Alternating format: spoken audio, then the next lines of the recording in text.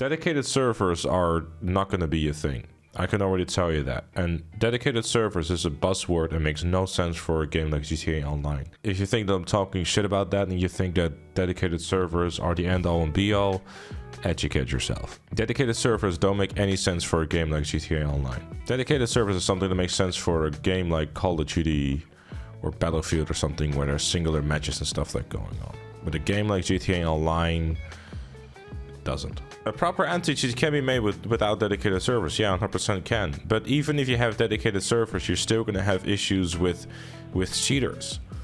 Look at Call of Duty. Look at literally every game. No matter how good your or how proper your anti-cheat is, you're gonna have cheaters. No, you don't need dedicated servers for crossplay. The example being Destiny 2. Destiny 2 does not use dedicated servers. In fact, I think they use a somewhat similar system to GTA Online. Some stuff is like on your actual system and a lot of stuff just gets pulled from servers, right? Like for example, this job right here, the casino heist, you wouldn't be able to do this on dedicated servers as far as I'm aware, and if you would be, it would be a massive headache and undertaking that is just, you know, not feasible. Do you think Rockstar will focus more on the offline side of the game compared to GTA 5? No, they'll do the same thing as they would do with GTA 5. They'll release the game on single player, give it a couple of weeks until online comes out, and then they'll go full on online because that's where the money is. But as I was trying to say earlier about this, dedicated servers, as far as I'm aware, okay, I don't want you to take this as fact. This is what my understanding of it is that with dedicated servers, it's basically like you would have a match of Call of Duty where everything is like its own instance, right? They're called instances. In a game like GTA, where a job like this is basically like being pulled from a social club, that wouldn't make any sense because basically you would have to, you know, like interiors is also an instance. So if you're going into an interior, that's being pulled from the server, right? That's being loaded and streamed to you from the server. Whereas with dedicated servers, everything would have to be its own instance, as far as I'm aware. It's me, like, just for what my understanding of it is. Did you read it out to RDO? As far as I'm aware, I mean, Florba has told me that they have done improvements in Red and Online. Is it perfect yet? No. Is dedicated servers, you know, I guess, quote-unquote, safer? In some sense, apparently so. I don't know. But what I do know that if you're very much able to have capable and very like good anti-cheat. But again, if you look at something like Call of Duty Warzone, where cheaters are definitely a thing, you know, that requisite anti-cheat thing, right? There is still a cheating issue. You're always fighting an uphill battle against cheaters, no matter what. I don't think single-player DLC is going to be a thing, because single-player DLC doesn't make any money. We live in an industry right now where live service is the name of the game. So if there's going to be any sort of expansions upon like the story in single-player, it's going to be online. And that's not inherently a bad thing, because it also kind of means that the single-player experience will be a complete experience from start to finish. I personally don't hope that heists are going to be available on day one.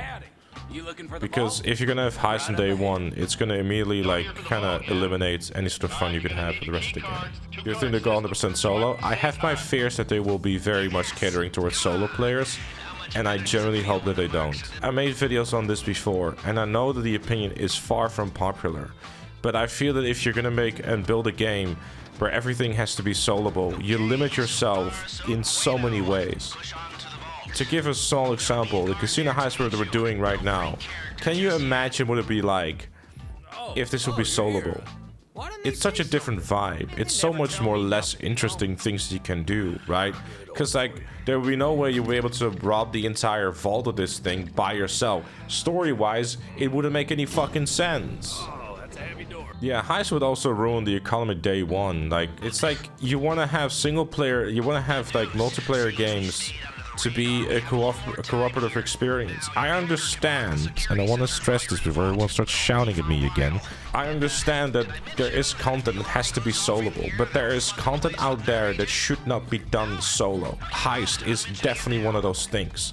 Harder, more interesting missions that have genuine good co-op aspects to it should not be able to be done solo. There should be a clear distinctive difference between single player stuff that you can do by yourself at your own leisure with all, you know, with not a worry in the world. right? Contact missions, for example, that would be soloable. Have more harder content versions of contact missions, stuff like that, you know? The more simplistic things. And then give those an option to be done with friends and stuff like that as well.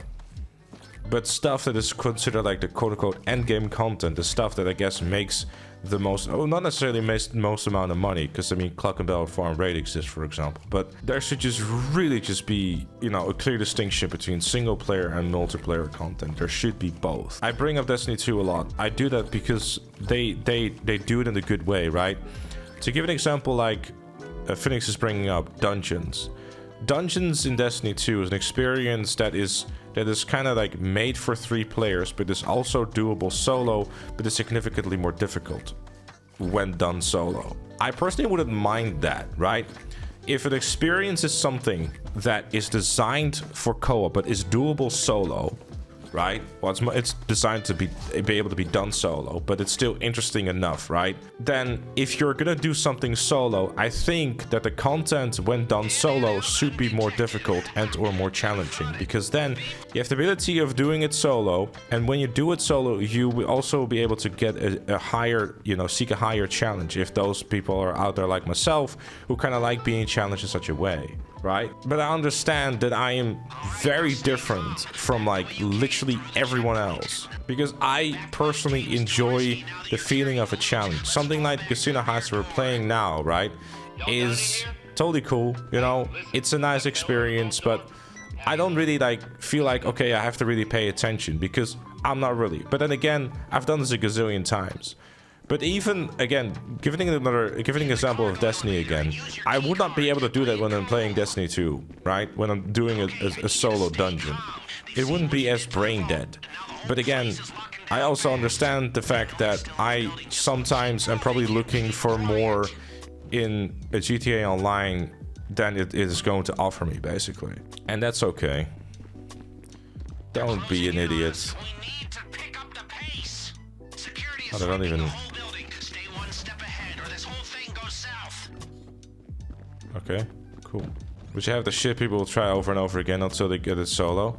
Well, I think there's also an argument to be made about if you're not good enough to do something, either get better at the game or, you know, or find a group that does. I mean, it's so, like, I don't like the idea of developers being constrained by the fact that their player base is not good enough to get something done. I've played Heists with randoms. I've done all this type of stuff like numerous times. Like, I know it's frustrating. I know it's everything, but at the end of the day, like, it's also kind of part of the experience. Compare Kaio to Casino, and like, there's just so much more interesting things that they did with Casino compared to Kaio, because they could do more with it. I think a lot of the solo content that they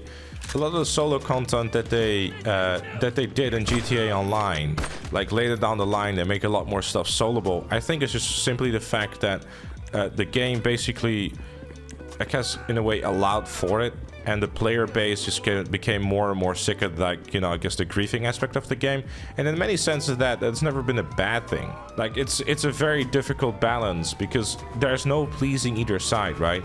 But like, my main fear really with like making everything doable solo, that the game just simply gets limited in terms of design of what it can do. Like, small things by being able to like open a door with 2 players and, you know, having to work together towards a common goal and stuff like that. Like, for me, a lot of it is like the vibe of it type of thing, right?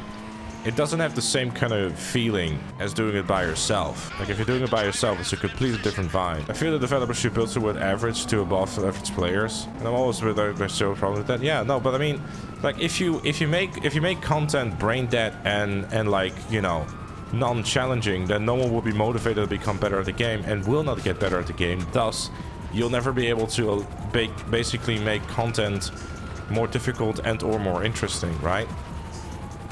But again, I understand that I might be in the minority there, where I want to be challenged when I'm playing a game. Yeah, people stuck on Prison Break in 2024.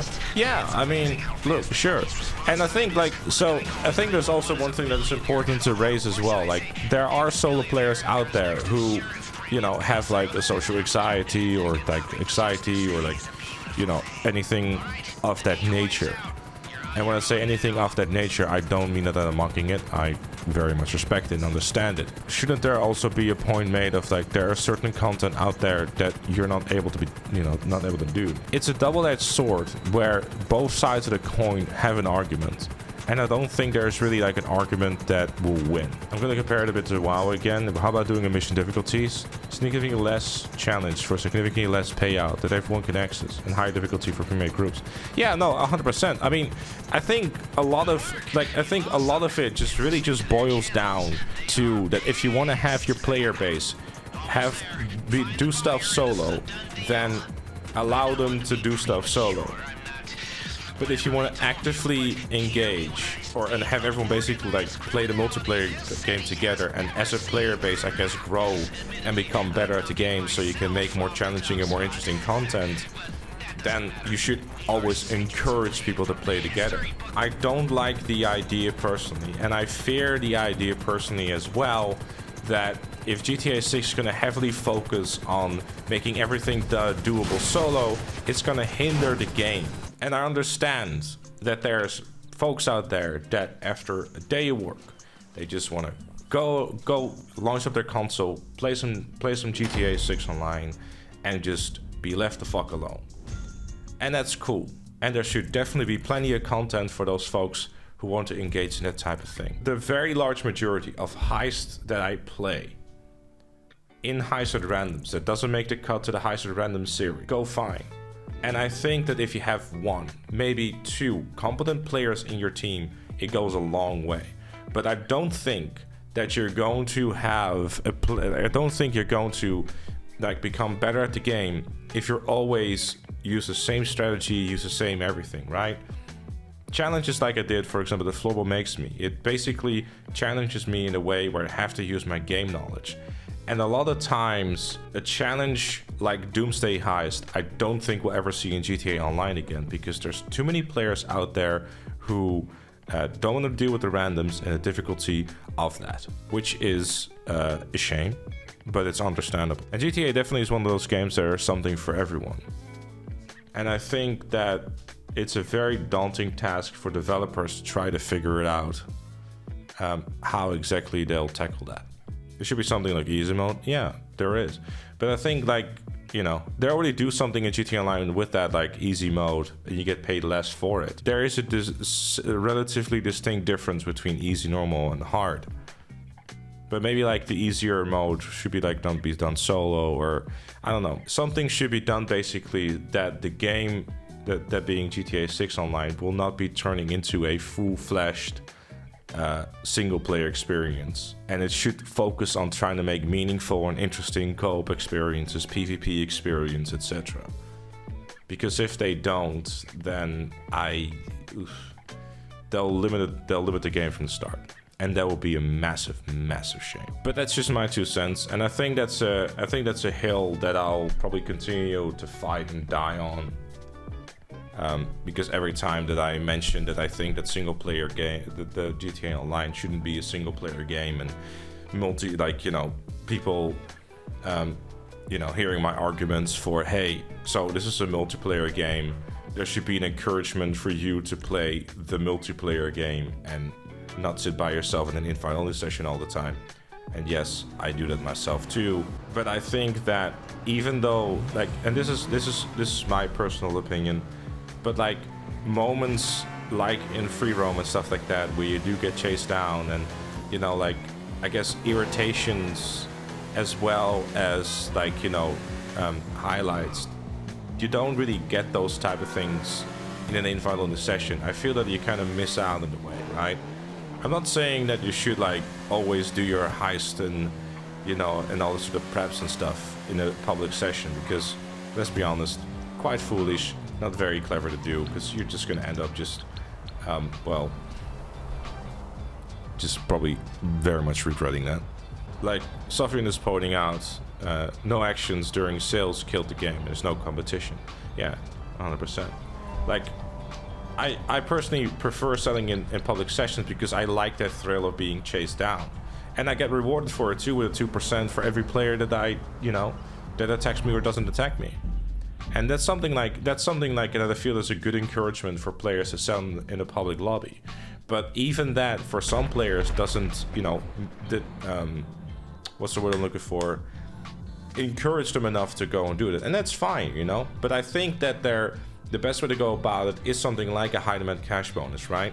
Where if you do choose to play with more players, or you do choose to play actively within a group activity, whether it being PvP or co-op missions or anything like that, you should be rewarded for that. And I think the most balanced and best way to go about it is by far, this is the base payout, and the base payout is something that you get as a single player, right? And if you add 1 player, 2 player, 4 player, it increases the amount of money that you get.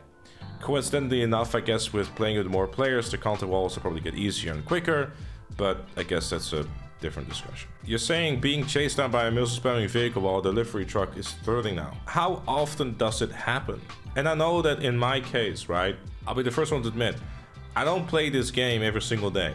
I don't actively engage with businesses 24/7 and stuff like that. And I've had my share of like nightclub sales where it instantly got destroyed and stuff like that.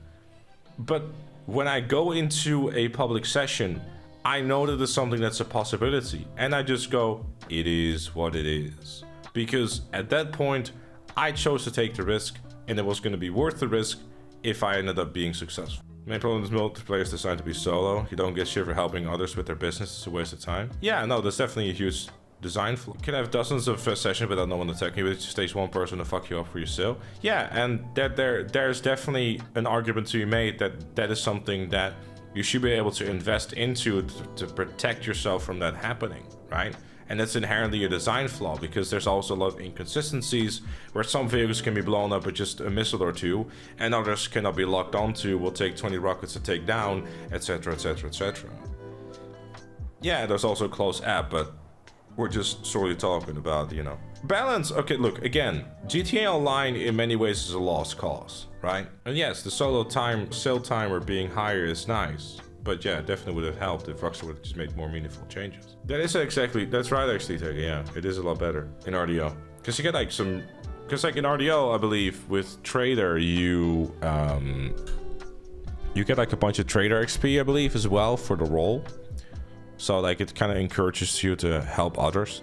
But I think this is also like really a conversation, as we get closer to GTA 6 Online and we're playing it. And I'll definitely be making videos on feedback and how I feel about things, and then having open discussions like we're having now to try to see if, if as a community we can let the devs know, like, hey, cool idea, but...